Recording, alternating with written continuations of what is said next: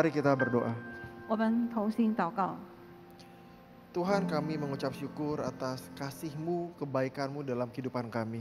天父，我们感谢你在我们生命当中你的慈爱。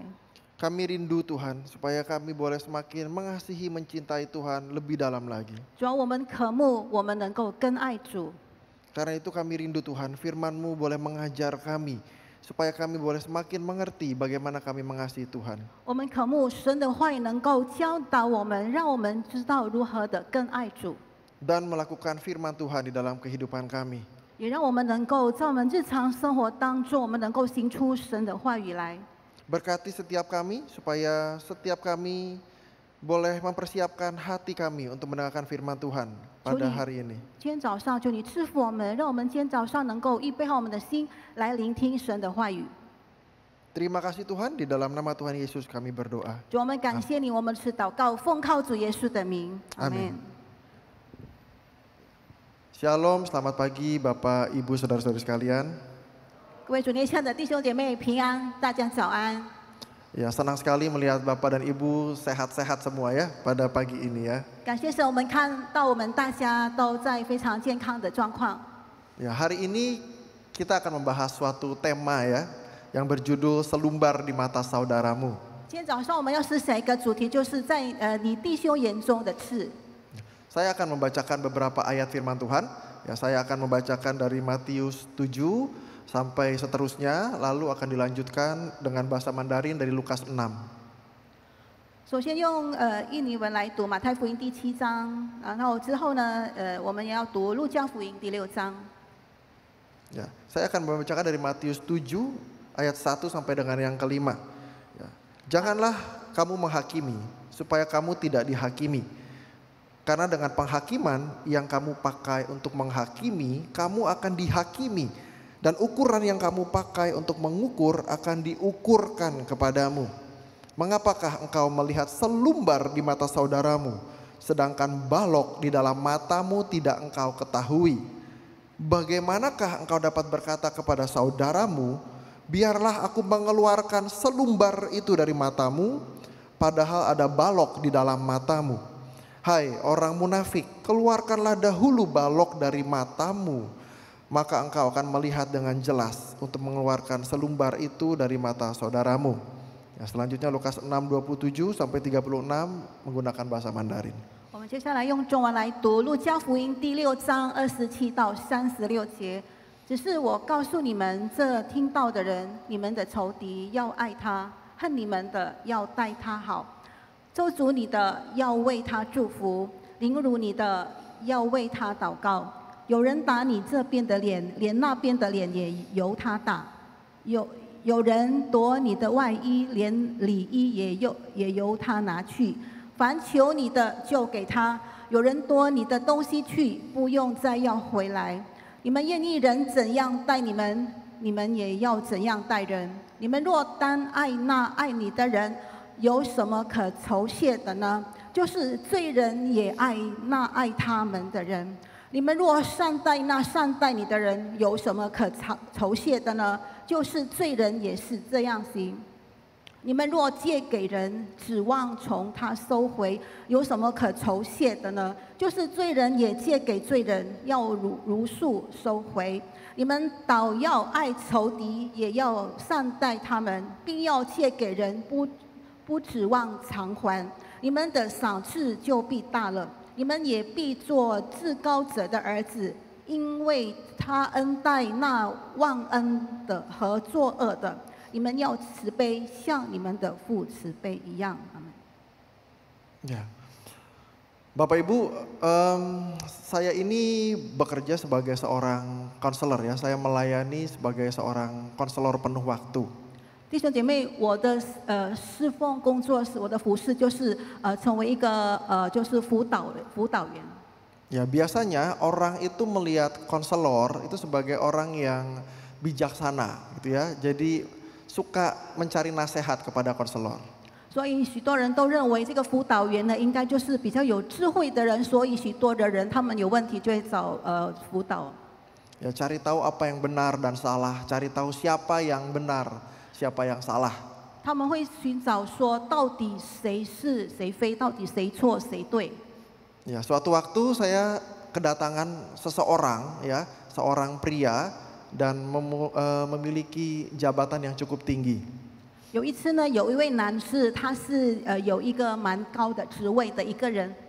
Ya, lalu dia cerita kepada saya, dia bilang, Pak Michael, saya punya masalah rumah tangga. Ya. 他说巴麦克，我有一个家庭的这个问题。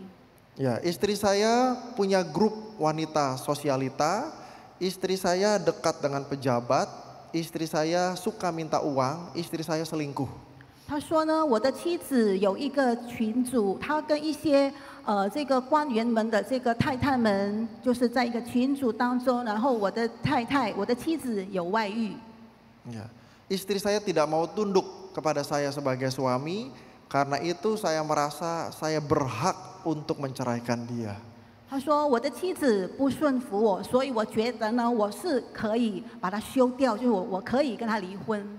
Ya, suami itu begitu marah, ya, dan bahkan mempermalukan istri di depan keluarga besarnya. 他的这个先生呢，非常的生气，并且也在他那个家庭、那个家人当中，来羞辱妻子。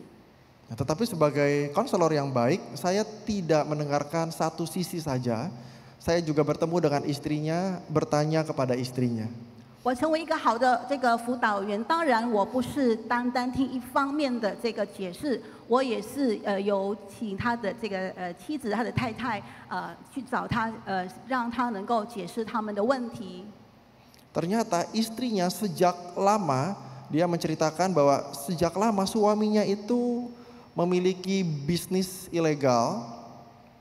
这个先生，这个妻子对我说，他的先生呢，其实很久已经有一个非法的这个职业， berkali-kali selingkuh dengan banyak perempuan, meninggalkan istri berbulan-bulan.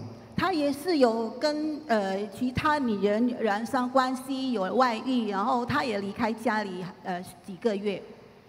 Dan setiap kali suami ini marah, maka dia akan memukul, menampar, menjambak rambutnya dan menyeretnya ke ruangan lain untuk dipukulin. 所以当这位先生生气发脾气的时候，他会打这个就是这个太太，然后打他一个耳光，然后把他拉到这个外面的一个另外一个室当中，就是在那边把他击打。 Dan setelah saya tanyakan kembali kepada suaminya, suaminya mengakui, iya betul, saya melakukan itu karena saya pernah kena narkoba. 所以呢，我跟这个先生确认的时候，他承认说对，没错。他说，因为我曾经有过这个就是被染上这个毒瘾。 Jadi dia merasa dia tidak bisa mengontrol tindakan dia, sehingga istrinya yang harus mengontrol tindakan dia. 因为他曾经吸毒，所以他觉得他自己不能自控，所以要他的妻子来控制他。 Jadi pertanyaannya siapa yang salah, siapa yang benar? 问题是，那到底谁错，到底是对的？ Ya, Bapak Ibu, saya tuh sudah sering sekali mendengarkan cerita-cerita seperti itu selama saya melayani sebagai konselor. 弟兄姐妹，在我成为这个辅导员的这个生涯当中，我常常听说有这样的问题发生。 Orang datang kepada saya untuk menghakimi orang lain dan menentukan siapa yang benar, siapa yang salah. 他们来找我，在我面前论断人，他在那边寻找到底谁对谁错。 Orang datang akan menyalahkan suaminya atau menyalahkan istrinya, atau bahkan suami istri datang untuk menyalahkan anak-anaknya. 这个妻子来找我，错怪他的先生；这个先生来找我，错怪他的妻子，或者这个父母亲就是错怪这个儿女。 Ya, bahkan banyak yang lebih ingin anaknya didiagnosa depresi daripada mengatakan bahwa orang tua adalah sumber masalah buat anaknya. 他们常常有一个定论，就是说，他们更愿意认为这个孩子是受到这个忧郁症，他们不要承认说问题是出自父母亲。 Dan sebetulnya tanpa sadar kita semua seperti itu. 其实呢，我们每个人在这个潜意识当中，在不自觉当中，都是这样的情况。 Ya, saat kita ke gereja misalnya, lalu kita naik mobil, ada orang cepat ngebut kejar kita, kita bisa ngomong, wah orang itu tuh nggak tahu diri, nggak ngerti ini hari Minggu, gitu ya.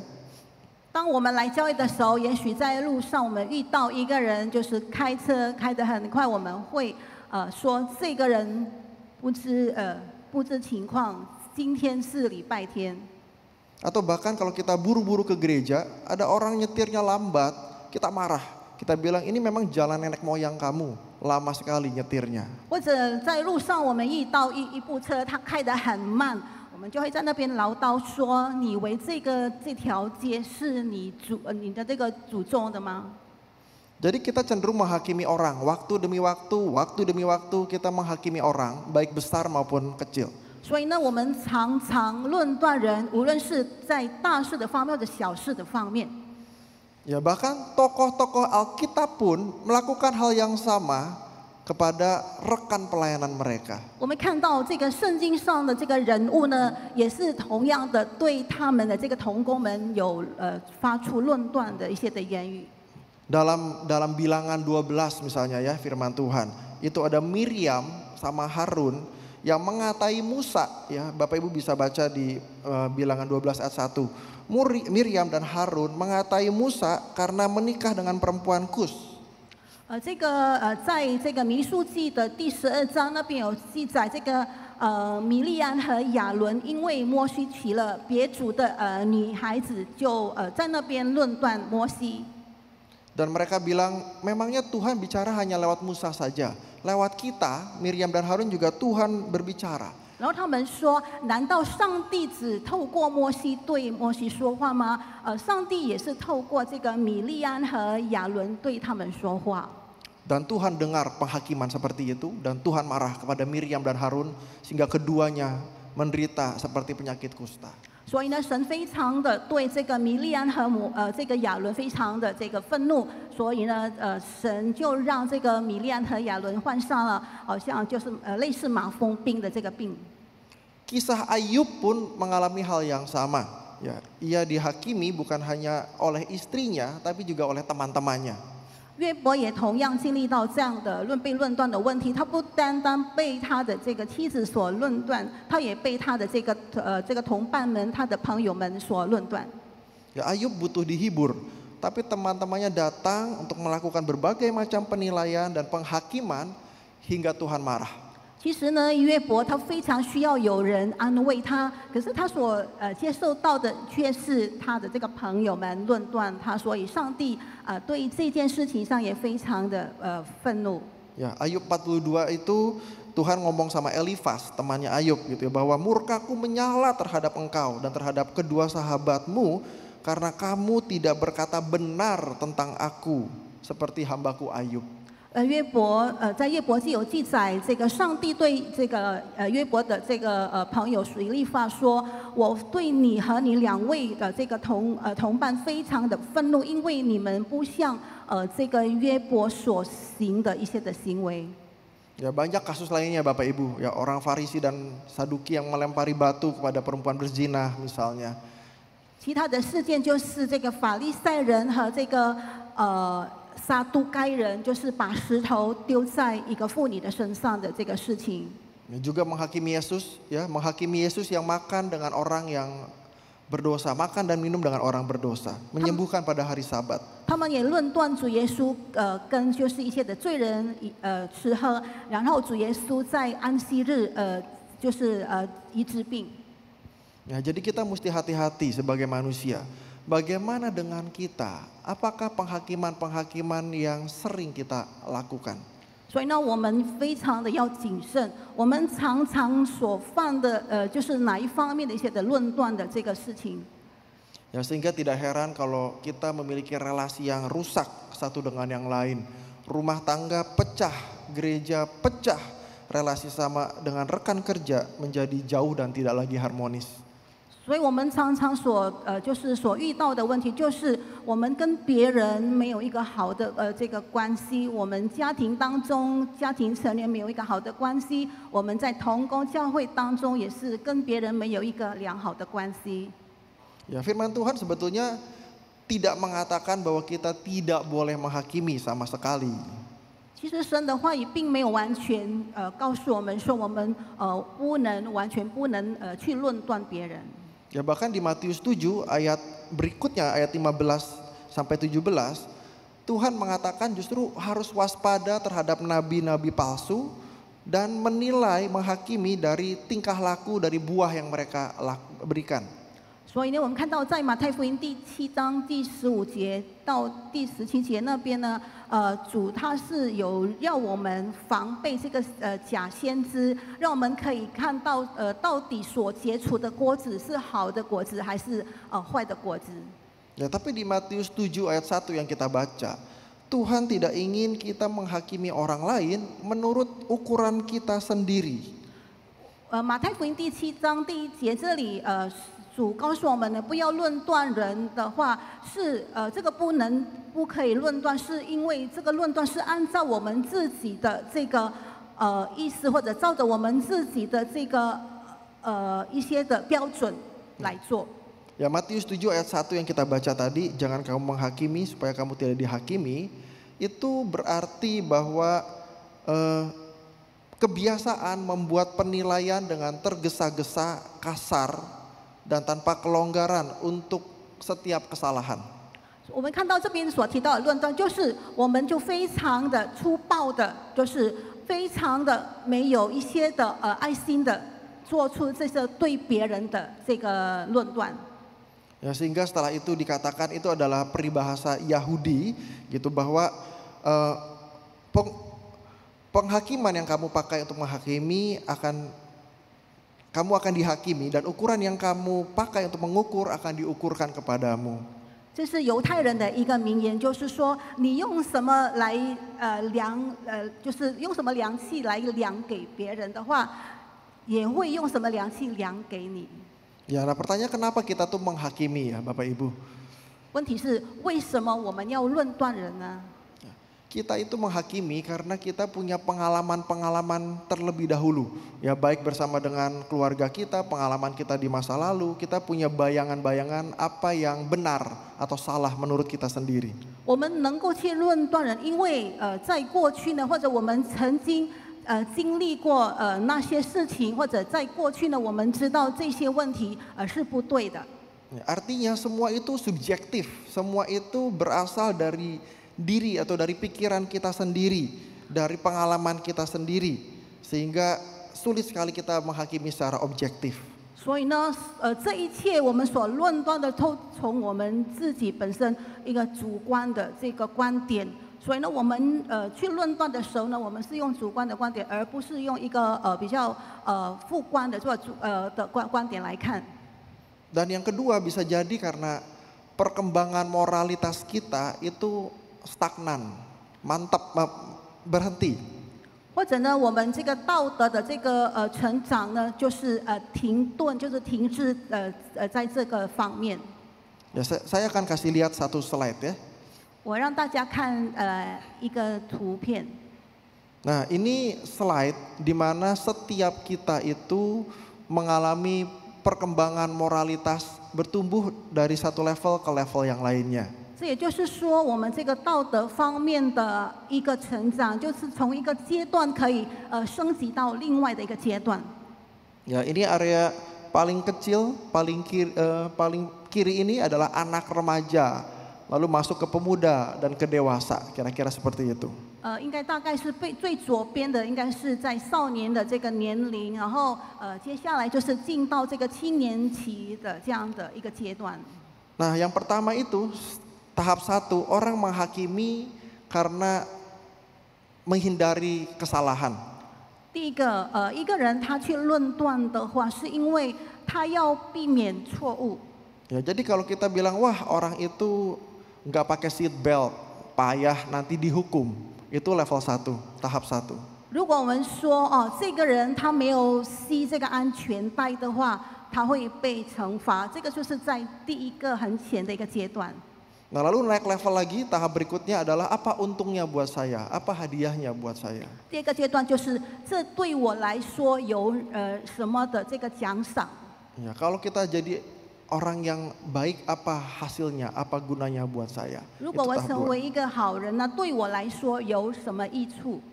Lalu tahap yang ketiga, orang menghakimi orang lain karena punya pertimbangan orang lain juga punya pandangan yang sama. Jadi dia ingin jadi anak yang baik, ikutin orang lain.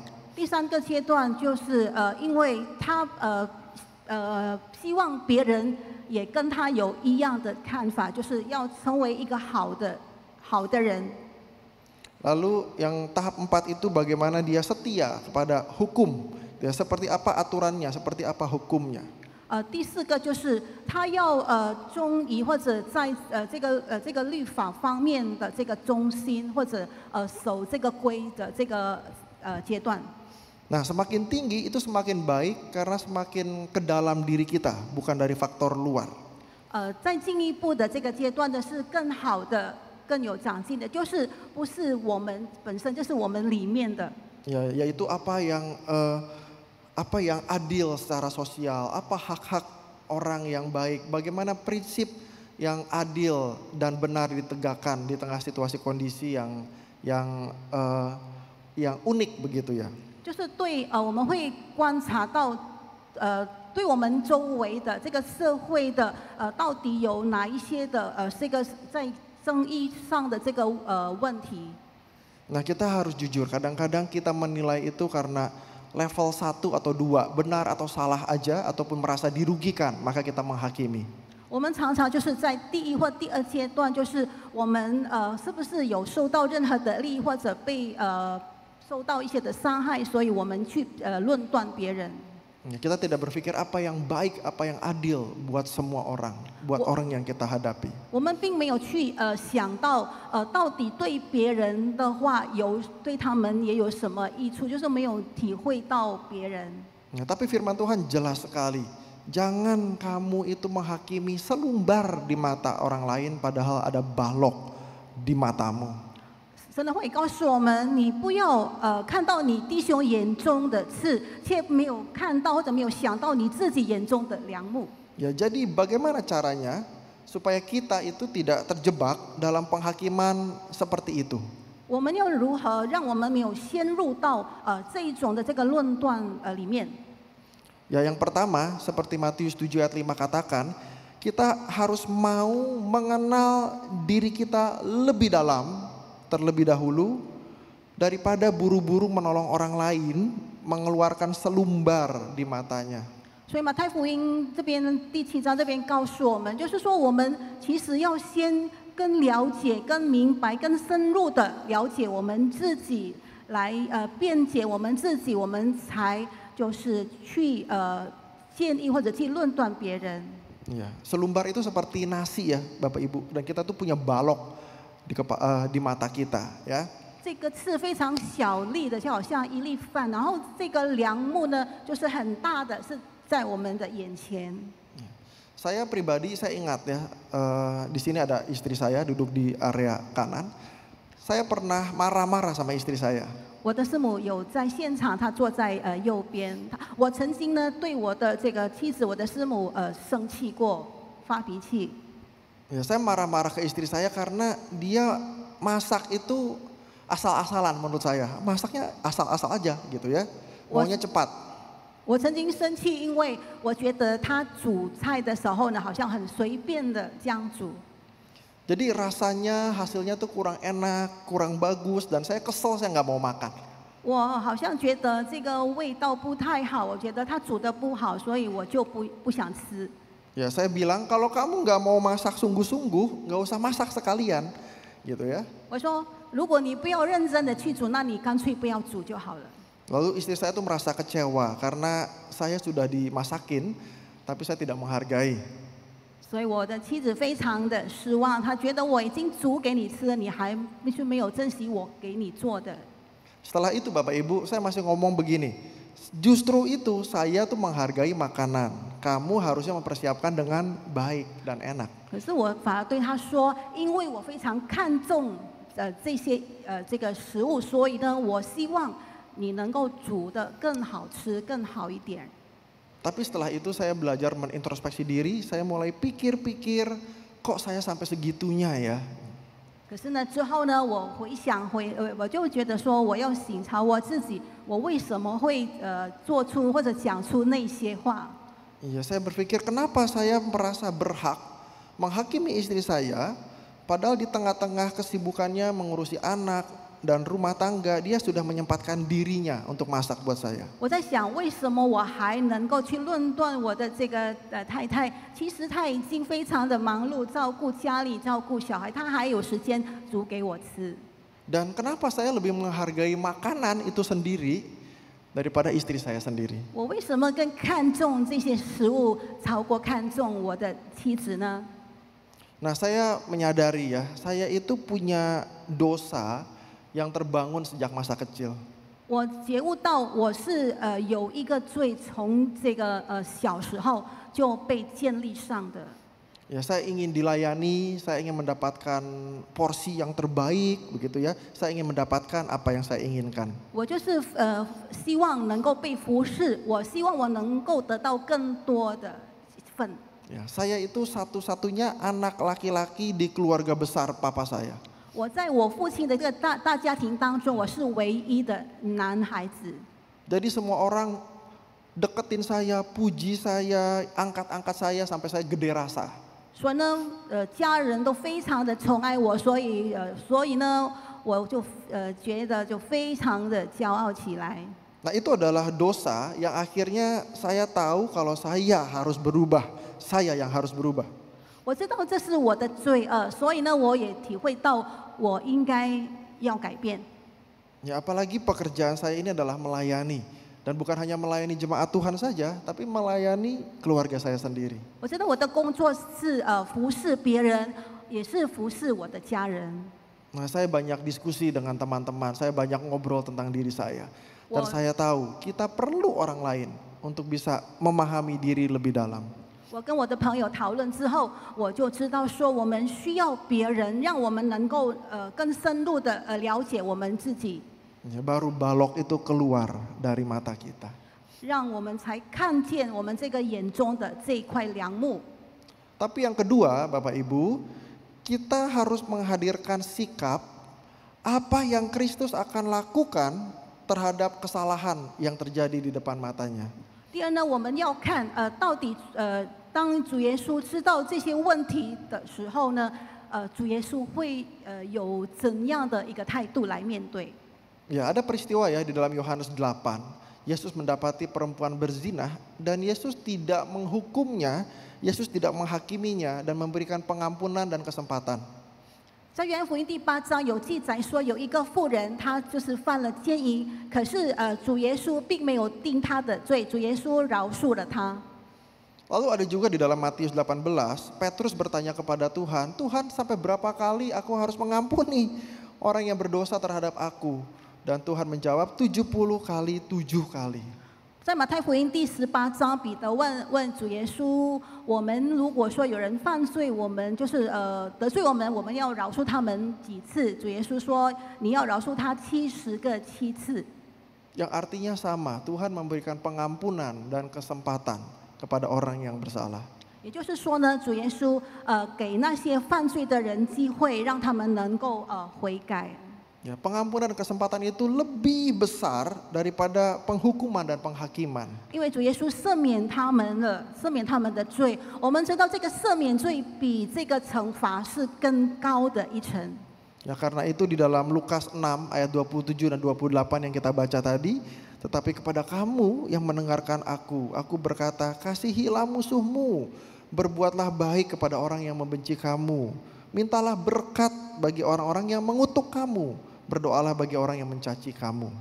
我们刚才所读路加福音第6章27、28节，只是我告诉你们，这听到的人，你们的仇敌要爱他们，恨你们的要待他好，咒诅你的要为他祝福，凌辱你们的要为他祷告。 Ya, waktu kita mengedepankan kasih, maka orang itu akan sadar akan kasih Tuhan dan dia justru memiliki ruangan untuk mengalami perubahan yang sejati. 当我们向他们表现我们的爱的时候，这个人他会看到主的爱，在那个时候他一定会改变他的自己，看到我们对他的这个爱心。 Ya, dan yang ketiga, Ya, setelah kita mengenali, lalu sikapi, memberikan sikap yang sesuai dengan apa yang Kristus lakukan, lakukanlah yang ketiga ini, menunjukkan kasih dan kepedulian bahkan bagi orang-orang yang unlovable sekalipun ataupun tidak layak dikasihi sekalipun. 就是当我们知道我们如何要这样怎么样的态度之后，第三就是我们要表现出我们对他们的爱和关怀。虽然也许这个人是不可爱的一个人。 Ya, izinkan saya baca Lukas 6 ayat 32, 35 dan 36 ya.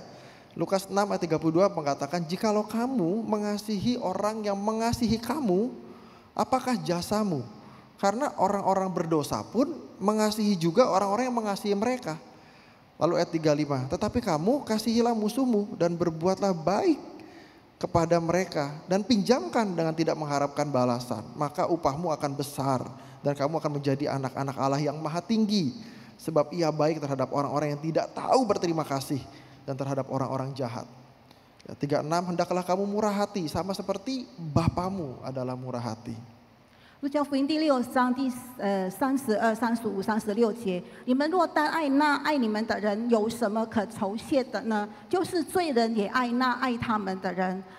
35节，你们倒要爱仇敌，要善待他们，并要借给人，不可指望偿还。你们的赏赐就必大了，你们也必做至高者的儿子，因为他恩待那忘恩和作恶的人。第36节，你们要慈悲，像你们的父慈悲一样。 Bapak Ibu, kita itu mengasihi orang yang menyebalkan dan menyusahkan kita itu sulit sekali loh.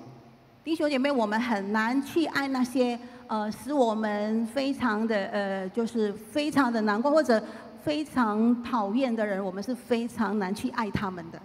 Saya tuh punya tetangga yang pernah bekerja di TNI. 我有一个邻居，他曾经在这个军队里面工作的，军部里面工作的。 Dan dia merasa amat sangat bangga pernah kerja di TNI ya, dan selalu menunjukkan atribut-atribut pakaian-pakaian TNI. 他觉得非常曾经是一个军人为傲，所以他常常把这些他所带的一些的标志，就是这个军人的标志，常常把它显示出来。 Dan di tempat saya, di gang saya seolah-olah dia paling hebat dari antara semua tetangga-tetangga yang lain. 所以呢，在我那条街那条巷子呢，他觉得呢，他比其他的邻居都是很能干或者最棒的人。 Ya, semua orang di gang itu pernah dimusuhi oleh dia ya. Dari RT sampai orang tua, dari yang agamanya sama, agamanya berbeda, pernah berantem dengan orang ini. 所以呢，他就是常常曾经跟那个巷子里面的一些邻长、一些的邻居，就是冲突过，就是跟他们吵过的。 Ya, kalau dia marah, dia akan keluarin senjata-senjatanya dia gitu, dan mengintimidasi orang-orang. 如果呢，他在生气的时候，他会把他的一些这些武器啦，这些东西都把它拿出来示威。 Jadi semua orang itu kesal sekali dengan tetangga saya ini gitu ya. 所以邻居们都非常讨厌这个人。 Ya, tapi saya berusaha untuk mengenal lebih dekat, ajak dia ngobrol, cerita, dan menemani dia selama berjam-jam di luar rumah sambil digigiti nyamuk. 所以呢，我试试看，就是是否能够接近他，能够了解他，跟他聊天。虽然我在外面那边是非常多蚊子的。 Ya, karena buat saya ingin mendengarkan ceritanya, pasti ada hal-hal lain yang membuat dia begitu punya kemarahan yang besar. 我要试着去了解他，我要听他讲出来他的心里话，他的故事，因为我知道应该他里面有一些不对劲，让他会有这样的态度。 Dan saya tahu dia itu lonely ya, menyendiri, ngerasa nggak punya teman baik dari keluarga maupun teman-teman. 我知道这个人他非常的孤独，他是没有好朋友，或者他家人也跟他没有很亲近的。 Ya, jadi saya memberikan waktu saya berjam-jam untuk ngobrol, untuk bertukar makanan sama dia. 所以呢，我就用我的时间跟他聊天，然后我就给他一些的食物。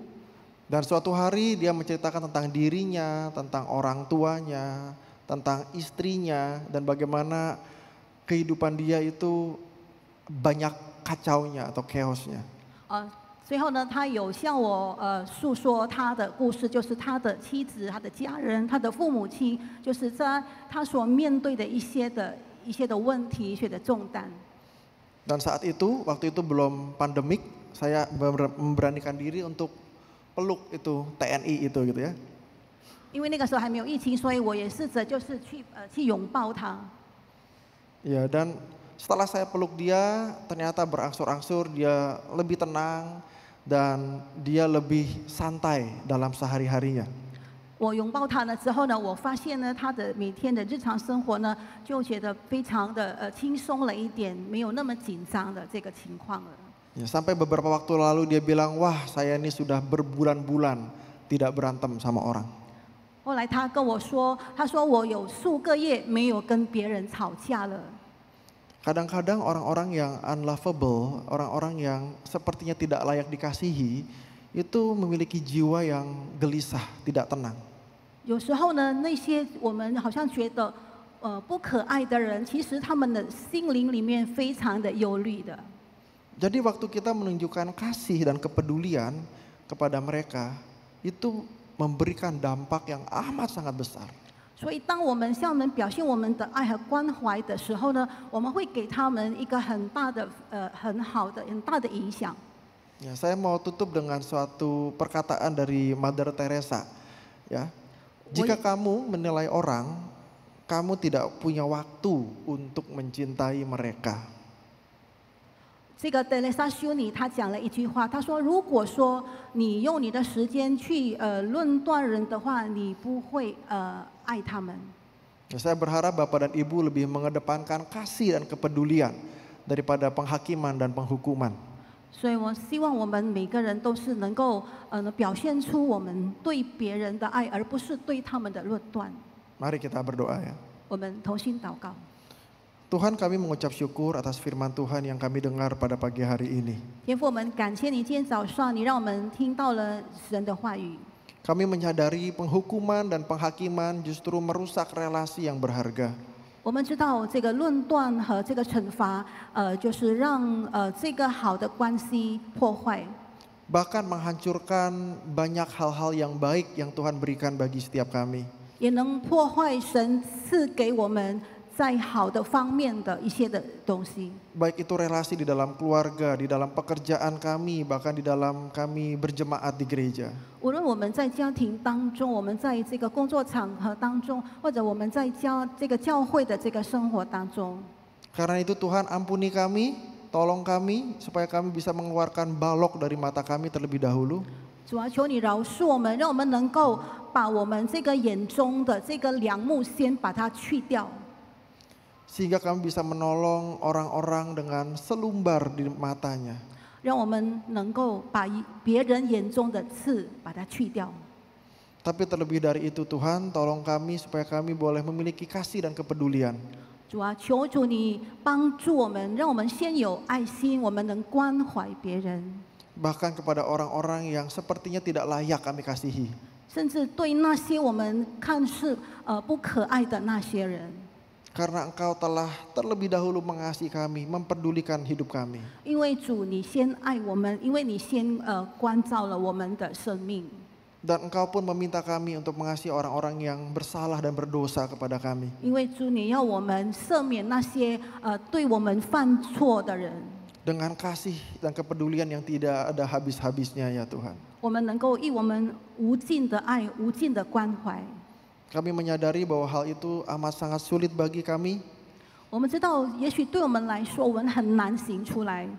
Karena itu kami memohon Roh Kudus boleh berkuasa di dalam kehidupan kami. 因此，我们求圣灵来掌控我们的生命。 Kami serahkan pikiran kami, perasaan kami, dan kehendak kami ke dalam tangan-Mu Tuhan. 我们完全把我们的这个心怀意念都交托在你的手中。 Kiranya itu semua menyenangkan hati Tuhan. 但愿这一切都能讨主你喜悦， Dan membuat cinta kami lebih dalam lagi kepada Tuhan. 我们能够更爱主。Terima kasih Tuhan Yesus.